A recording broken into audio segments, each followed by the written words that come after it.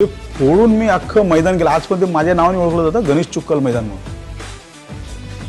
शहरांमध्ये नेहमी बोललं जातं म्हणजे मुंबई पुण्यासारख्या शहरांमध्ये की आता खेळासाठी मैदानं राहिलेली नाहीयेत आणि घाटकोपरमध्ये तरुणाई जास्त आहे, तिथे खेळाची मैदानही आहेत आणि ती मैदानं वाचवण्यासाठी तुम्ही खूप प्रयत्न केलेत, त्याबद्दल काय सांगाल? हल्ली तर या सोशल मीडियाच्या ह्याच्यामध्ये मुलं मैदानाकडे कल कमी असतो आणि त्यात मैदानावर जर अतिक्रमण व्हायला लागली तर मग मुलं जाणार कुठे? छत्रपती शिवाजी महाराज म्हणून मैदान आहे, त्या ठिकाणी असंच हिरानंदानी विकासकाने त्याचं सगळं रॅबिट बिटवलं. ते पण मी काढायला लावून महानगरपालिकेला ते मैदान अद्यावत केलं.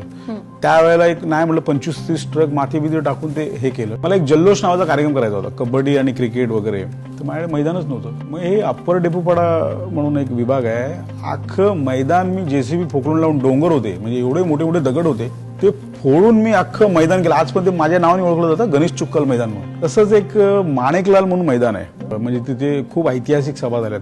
मान्य बाळासाहेबांची झाली, पवार साहेबांची झाली. एका भाजपच्या नगरसेवकाने अट्टास केला होता, तिथे मी काहीतरी समाज कल्याण केंद्र बांधतो, ऑफिस बिफिस थाटतो.